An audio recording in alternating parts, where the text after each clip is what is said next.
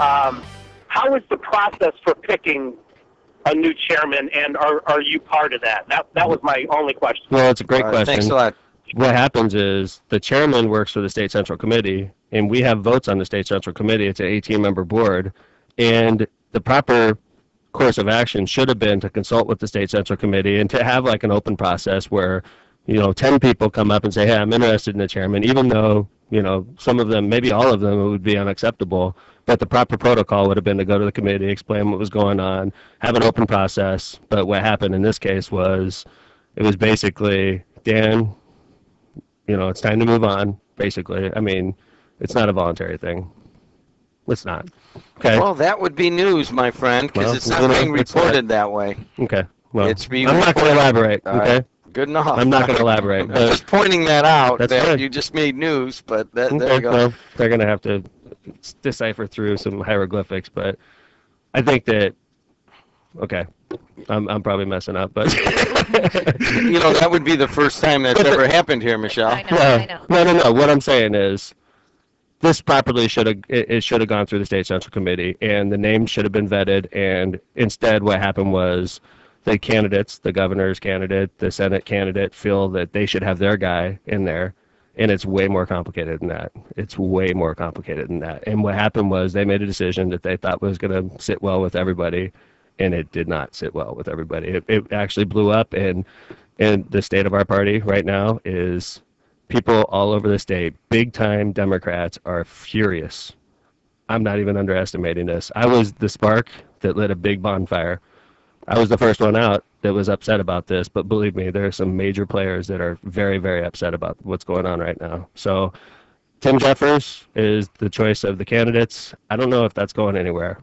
I think what you're going to see is another name come out today. Actually, it started coming out yesterday.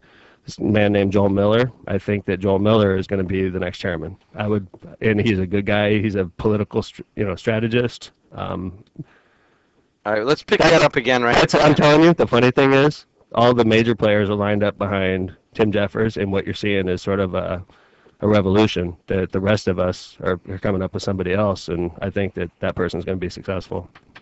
All right. Which would be amazing. All right, we'll pick that up again, and let's take a couple more local here. Let's go to three? Let's go to three. Okay. Yeah, let's go to Lisa. Hey, Lisa, how's it going? Hello. Thanks for calling. Hi, I have a question. My name is Lisa. I used to live in Robertsdale. Great. And I think the mayor is doing a really good job. Thank you, Lisa.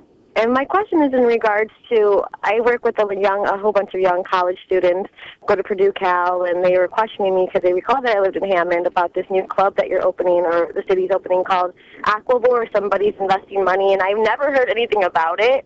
Mm-hmm. And I was just know if there's any further information about I'll that. give it, and I'm glad you called about this, Lisa, because a couple of things you said, and I know you did it unintentionally. I want to point this out, all right? The Aquavore is opening in the city of Hammond. It's not the city opening it. It's a private investment, okay? And private money. All the city has done is help them with zoning, help them with the things he needs help with through the city as far as incentives and things like that. This is a private venture. It's a club. A lot of money is invested into this club. Literally, I've heard close to $2 million has been put into this building. They have big names coming to help open them. I think it's opening on New Year's Eve. It's a weird position to be in as mayor because I'm nervous, obviously, for this gentleman and for his investment. I want it to be successful, but at the same time, I want to make it clear that this is not a city.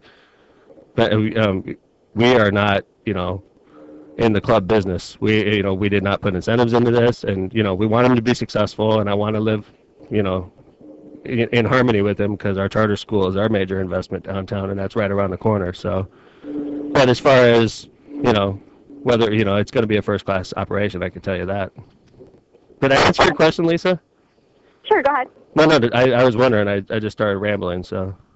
Oh, no, that was good. That was the only question I had, and it just sounds like you said positives and negatives about it. But I'll make sure to let all the employees know that if they want a place to go, promote the city of Hammond. Well, I want them to be successful, and that's the thing. Like sometimes I hear a lot of people that are skeptical about whether or not this is going to make it, and I have my feelings, and I'm going to keep them quiet. But let me tell you something. We always say, what's your job as mayor if, let's say somebody approaches me and says, Mayor, I want to open a Saks Fifth Avenue in downtown Hammond. And I'm like, okay. And, you may think, maybe this is going to work, maybe it doesn't work, and maybe I have personal feelings about whether it's going to work or not. But if somebody buys a building and outfits that building and does everything they need to do to open a Saks Fifth Avenue in Hammond, I say, God bless you. You know, I hope you're successful. And if it's successful, makes Hammond look great. And if it's not, then at least we tried, right? Right. So in this case, I have a gentleman that believes in downtown Hammond, that bought a lot of buildings in downtown Hammond, that's putting a bunch of money into downtown Hammond. He wants to open a club in downtown Hammond. I wish him well. We're going to work with him as an administration, but I want to point out that we have no skin in the game. You know, there's no Hammond taxpayer money that's involved in this project. I'd like to make that very clear. So, Hey, what is it, Lisa? Yes. You know some Purdue Cal students. You think this is the kind of thing they want to do? You know, yes, I believe so, because they want a place to go. They don't like to go to the city. They, you know, they're really excited for the celebrities that are coming. I have never heard anything about it, but you know, I do wish the city well, and I hope it does work out well. Okay, thanks a lot. I think, Lisa, I think you're the type of person that he's going for with this club, is trying to get the people that would go to the downtown and spend a lot of money on bottle service. You know, this is going to be a nice club. It's close to home, so.